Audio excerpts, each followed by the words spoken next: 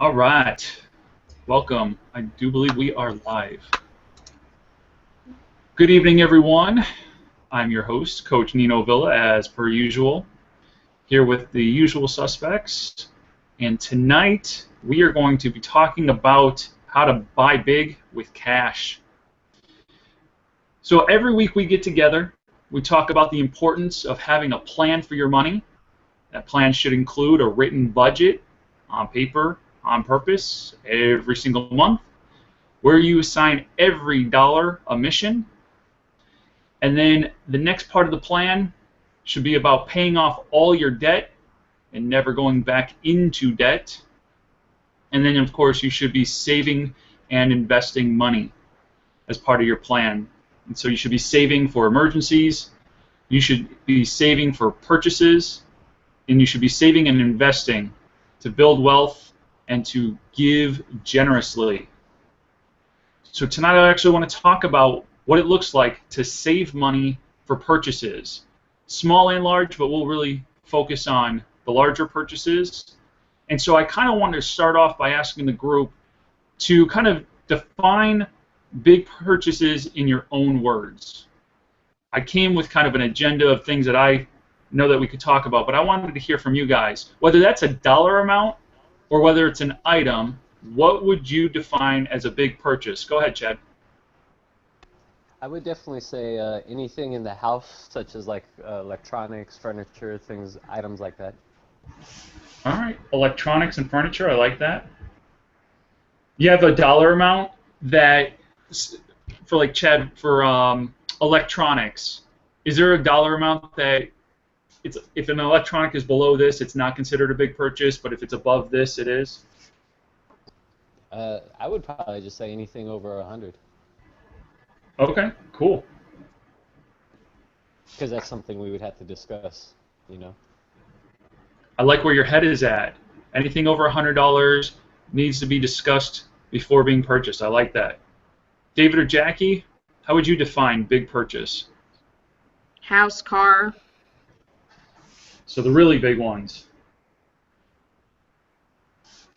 I'd probably say anything that's going to be. I have to agree with Chad. Like if it's anything that's going to be over $100 or within that realm, it's something. It's probably a larger purchase, and I always think, is it something that the other person would say, you spent how much? How much on that? And that's usually what is an indicator to me that it's a larger purchase. So $20 on a steak. You spent $20 on a steak? If it's in the budget, then no, I don't really care. I'm just teasing a little bit. All right, I like where everybody's head's at because I was kind of expecting that we were going to go straight for the big purchases like the cars and the house, but that even considering anything that's over $100 and like it might be smaller in scale, but it's certainly still a big purchase. Things like TVs, furniture, and other appliances. You know, imagine if you had to replace a refrigerator or a stove. I'd consider that a big purchase, even though it's not to the scale of car or house. So good. Let's dive into some of that. When I think about setting a dollar amount, I like that you guys have already said $100 is kind of like this threshold. Anything above that, it should be talked about. Where would you place the threshold for items that not only need to be talked about, but now need to truly be saved up for? So I guess what I'm asking is, if you're on Dave Ramsey's plan, you have $1,000 set aside as an emergency fund in the bank, and that is really truly earmarked for emergencies. If your tires go on the car or something else needs to be repaired, that's what that money's there for. And you should be focusing on getting out of debt. But let's say I wanted to put a backyard in my house, and my wife and I have talked about it, and we said we figure the low side of a budget for something like that would be $3,000, and the high side would be about $5,000. It's a pretty big purchase. So where's the dollar amount threshold for things that you kind of have to slow down and say, we have to save up? month over month over month to spend that kind of money.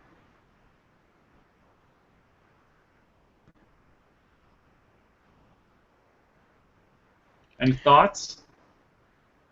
My dog. How much did your dog cost? Well, the dog only cost like 185, but we had to calculate everything else, and we had to calculate like the bedding and the leash and the bowls and the everything. I mean, you think about it, we included everything, and we did get the dog, by the way. So. I saw that. Congratulations. Thank you. Okay, so although dollar amount still relatively, we did identify it as a big purchase because it's over $100, but still a relatively small purchase, still needed to take time. I like that. I like that. I like where you guys' heads at. Because one of the things my wife and I decided a long time ago is that anything that we deemed a big purchase, which we're in the same boat, anything over $100 is considered a big purchase. We've also talked about you need to want that for an extended period of time. And so the time that we came up with was 6 months. You had to want the purchase for 6 months before you could just kind of go out and buy it. And so that really helps with impulse buying, and it really helps with overspending. And so it doesn't necessarily need to be 6 months. It could be 3 months. It could be a month. And it could also depend on how much money we're talking. If we're talking $200, it might be something where, you know, a month or two might be plenty long enough to wait for that.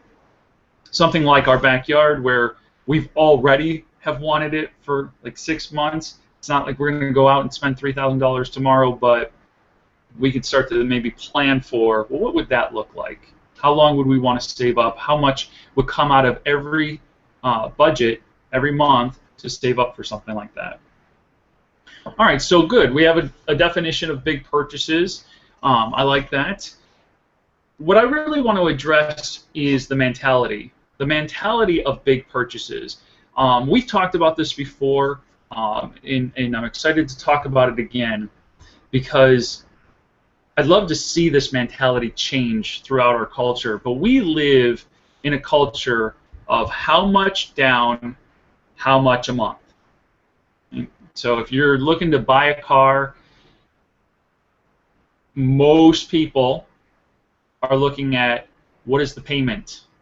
How much do I have to come up with down? And how much do I have to pay per month? If that were not true, if what I just said was false, then car advertisements wouldn't withhold the actual price of the vehicle from you. I want you to pay attention to car commercials from now on and notice how many of them tell you that the car is $179 per month with $24.99 due at signing. They don't tell you how much the car is.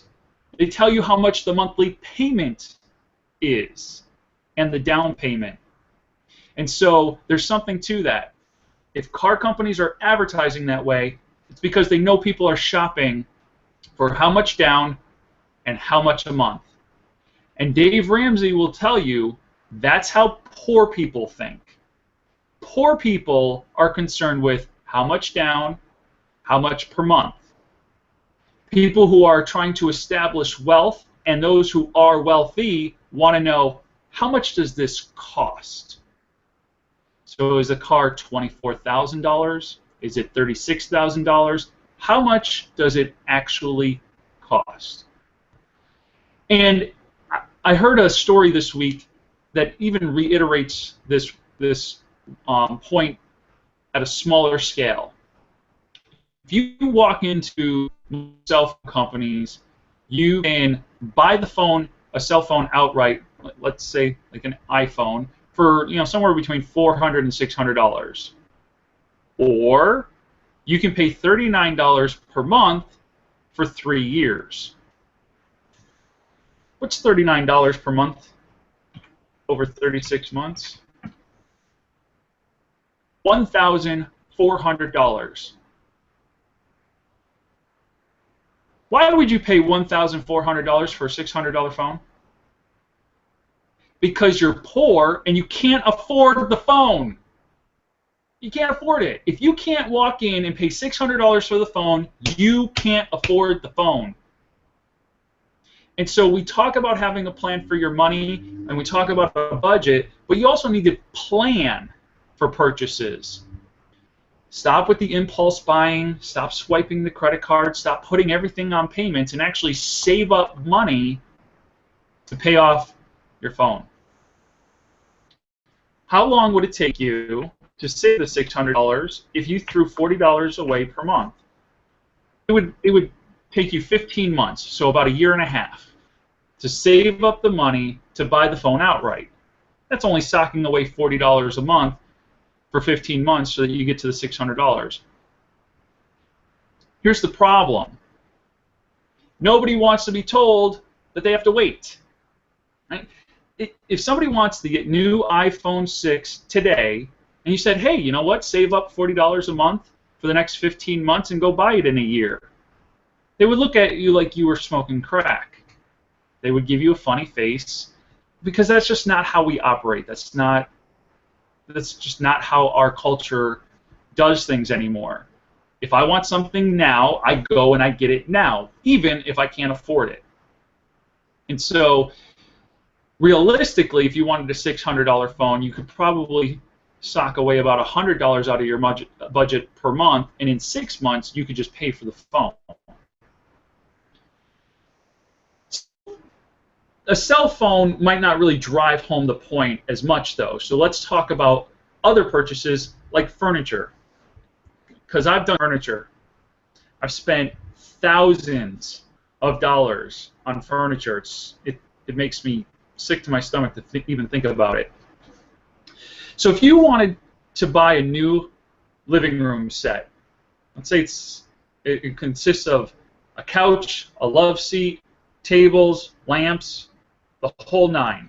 What would something like that normally cost? Or what would you normally be willing to spend on it? Let's start there. So what would you guys be willing to spend on a new living room set? Chad, is that $700 as in $700 or $7,000? $7,000. Okay. So Chad would be willing to spend $7,000. And then Jackie and or David, just give me a higher, lower. Higher, lower, or same? Same. Okay, $7,000. David's like, no way, lower, lower, lower. All right, so let's settle on $5,000, just as like a nice, although it's an even number, it sounds like a round number. $5,000. I know, mind blown. $5,000 on a new living room set. If you walked into a furniture store and bought the $5,000 furniture set and had payments for the next 3 years, what would your payments look like? Anybody have an idea?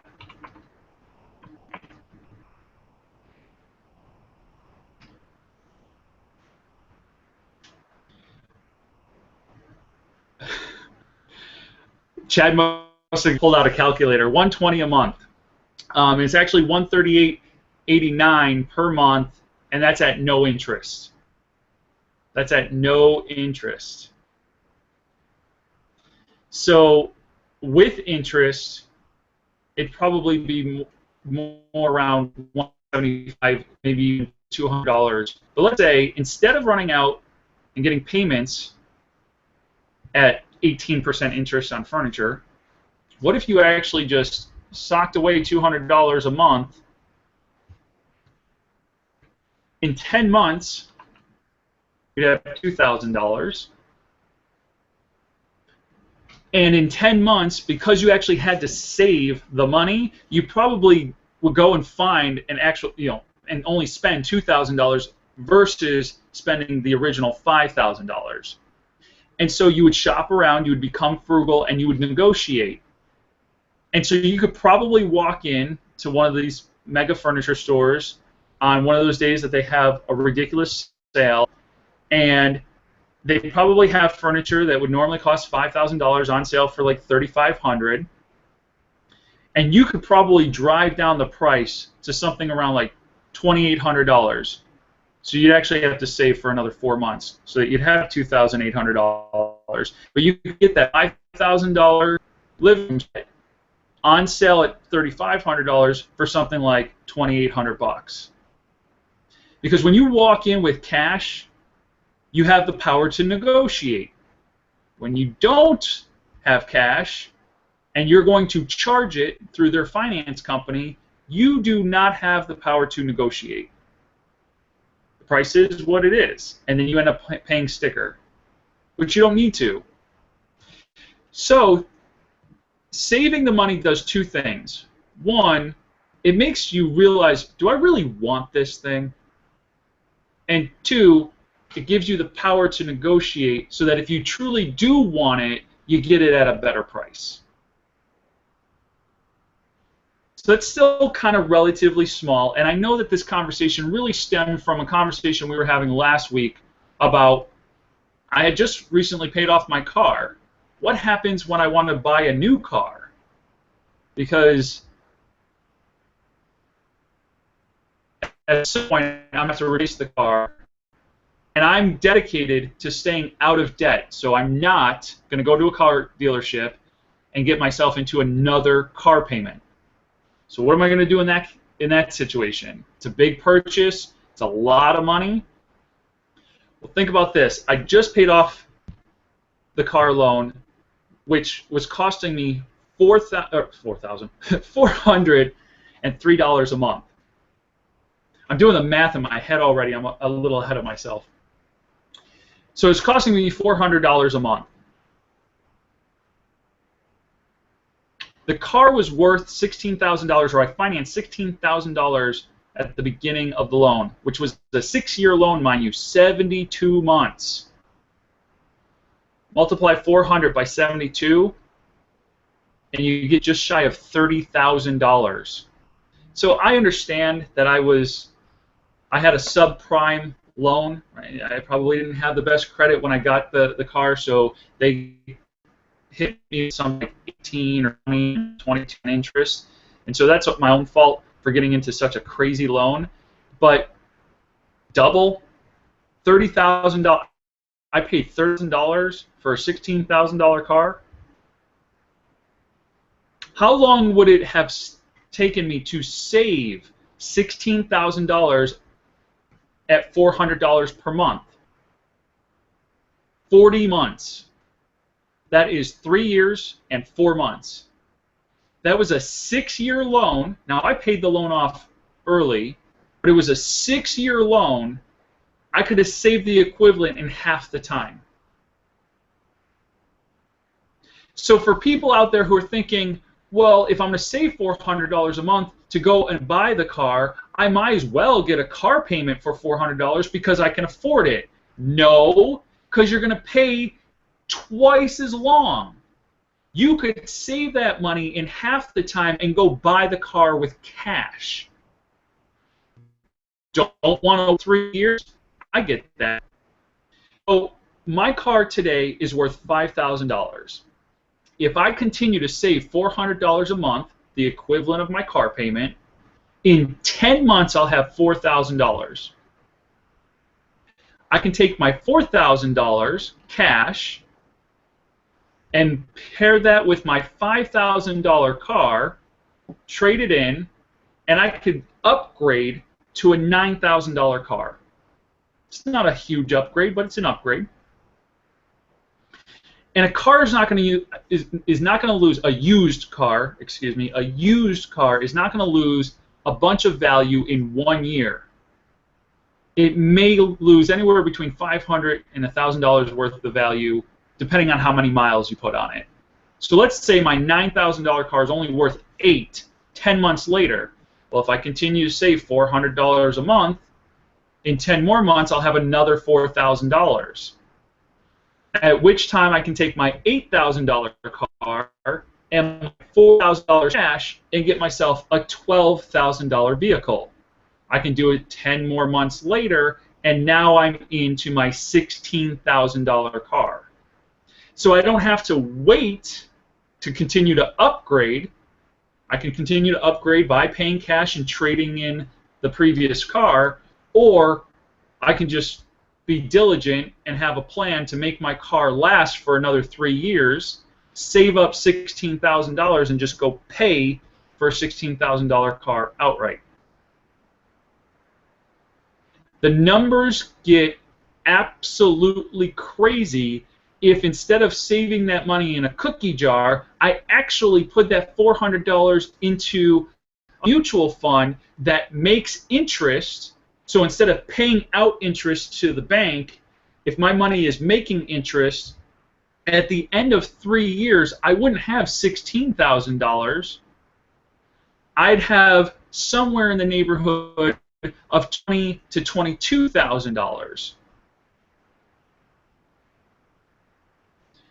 So by actually taking my money and purchasing an asset that goes up in value, instead of making payments to the bank on an asset that's going down in value, I can make my money work for me, I can get paid interest, and I can have more money to work with at the end of 3 years than I would otherwise have by paying payments for 6 years and paying double what the car is actually valued.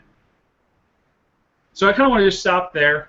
That was a lot of information, a ton of information, and I wanted to open it up and see if you guys have questions about those scenarios or any type of other scenario you can think about.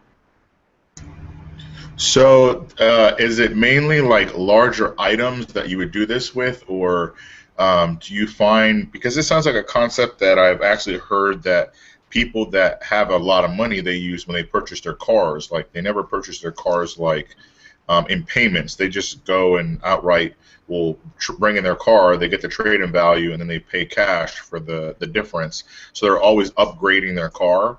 And I think to your point, a lot of times people live in the, well, we have to upgrade. We have to upgrade to a really much nicer car or a current year car, when in reality is just upgrade to something that's better than the car you have, kind of thing. So my question is, is this mentality, it kind of sounds like the rolling debt, like the debt snowball, but in reverse. So you're doing it to kind of purchase things that either you will need later on or you even like later on. Is that kind of the concept? Yeah, the concept is step up in smaller bite-sized chunks. So to your point, if I want, so I'll go back to my scenario for a moment. So here I sit, I have a 2008 vehicle, so what's that? It's 6 years old now. It has 125,000 miles on it. If I maintain it well, I can get another 125,000 miles out of it, which means I have the car for another 6 years. There's absolutely nothing wrong with the car. It's a very nice car, and we have maintained it really well. So over the next 6 years, I could actually save the equivalent of a car payment and put it into a mutual fund, and I could step up really big in 6 years. Or, to your point, if I don't want to wait, I could step up incrementally and get a car that might be a little bit newer and just a little bit more reliable. This car is very reliable, so to trick myself into believing that it's not would only have me get car fever and rush out and get another car that I don't need.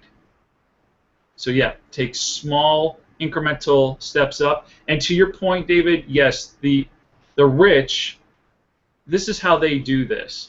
And it's not me saying this is how they do it. If you're familiar with the book titled The Millionaire Next Door, I forget the author's name, it escapes me right now, but the book reads like a huge research report. The guy went out and he studied rich people, anybody with a net worth of $1 million or more, and he started to gather a ton of data. And what his data showed is that somewhere in the vicinity of 80% or 83% of millionaires buy used cars, 2 years, typically about 2 years old, and they pay cash for them. Oh, and by the way, that same 83% never spend more than $20,000 on a car. That's why they're called the millionaire next door. The typical millionaire, you got to get rid of celebrities, sports stars, those are not typical millionaires. The average normal millionaire lives in a modest house, and modest by their standards might be like a $300,000 house, but that's modest for them. When you have a net worth of over $1 million and you're only spending about 30% on a house, like, good for you. Think about us. We don't have that type of net worth, and we spend far more on a house in ratio. If we have a $100,000 income every month, but we bought a $250,000 house, we obviously spend a lot more on our house than they're spending on theirs. So anyway, so yeah, the rich will buy a car that's about 2 years old, and they'll replace it every 5 years. And they pay cash, and they don't pay anything more than $20,000. It's about the majority. And so it's the same thing with houses. They'll hunt for houses that way. Paying cash for other things, like I said, gives you the power to negotiate, and so all of a sudden you get a better deal, or you spend less than you normally would. And so it's just about having a plan and having foresight. So like I said, with our car, the plan is to make this car run for us for at least another 4 years. I said we could hold on to it for 6, but the plan is, let's get 10 years out of it. Let's get at least another 4 years. Let's save money during that time.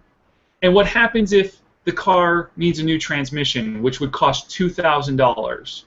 Well, if I'm saving money, I will have the $2,000 to repair the car and just continue on my plan. So my car fund I'm saving up for might take a little bit of a hit. But if I have $10,000 in it and I need to pull out $2,000 to go and fix the car so that it lasts me another 2 years while I continue to save, well, that's being smart with money. And I've done plenty of stupid in the past that I'm not interested in doing anything stupid with money again. I'd much rather do something wise, like repair a car and make it last for another 2 years, than rush out and get myself into a car that I can't afford, and so I get payments on it. It's ridiculous. What other questions do you guys have about the foresight of saving money? Any questions about where this goes in the budget? Because I would imagine...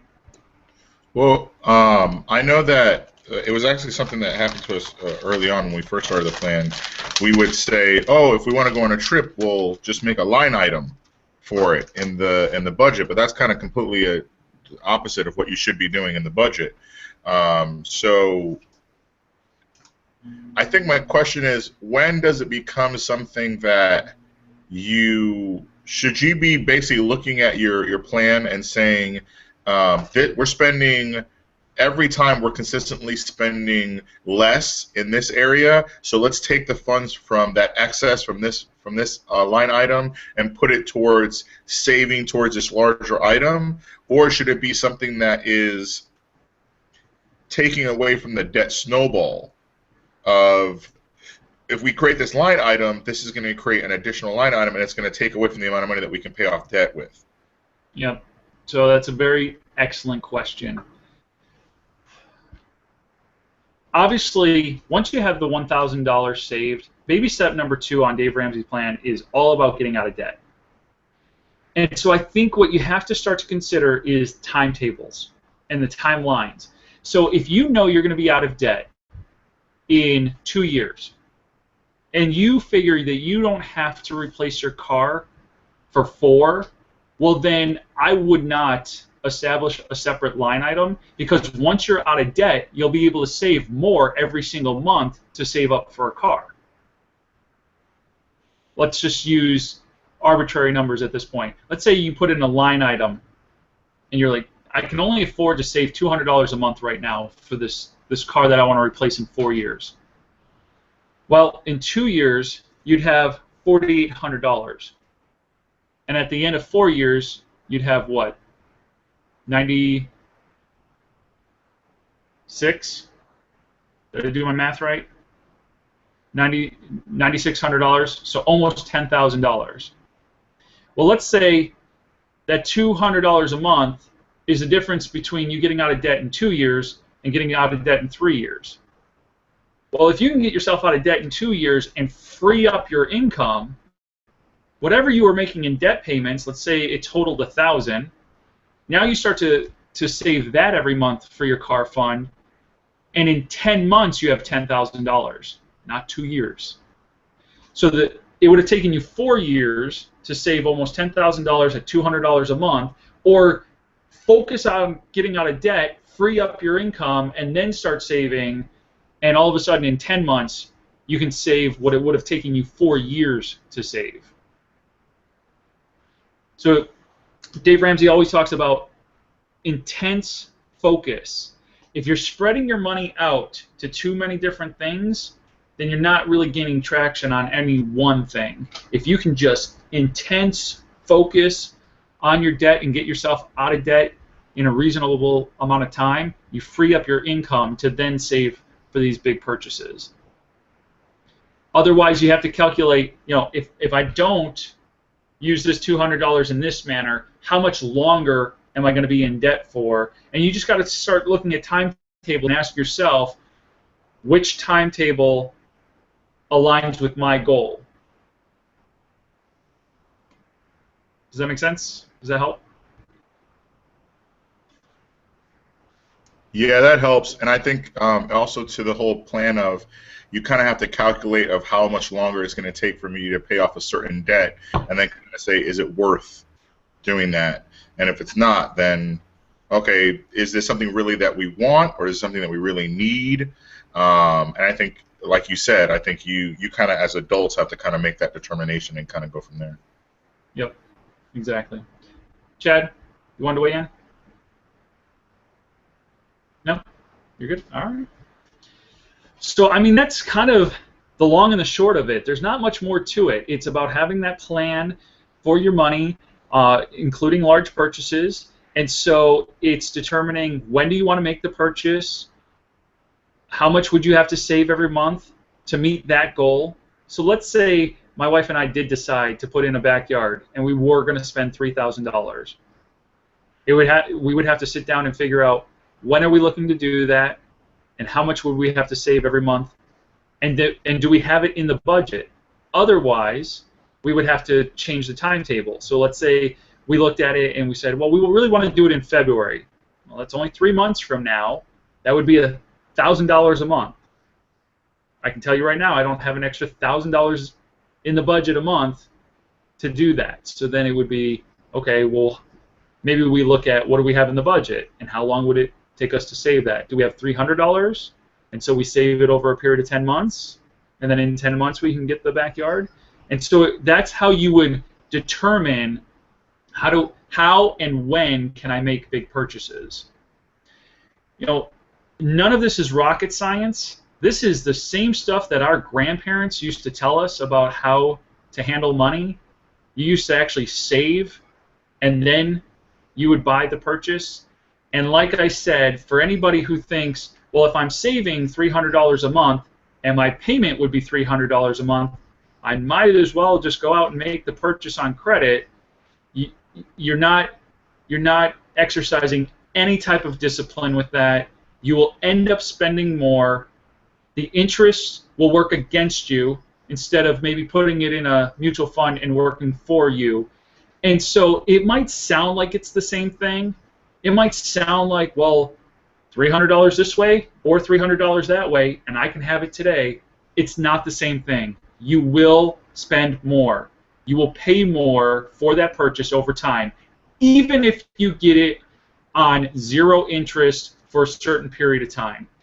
Because the other big myth out there is, well, I can get it on 90 days, same as cash, and so there's no interest for the first 90 days, so I'll just pay it off in the first 90 days.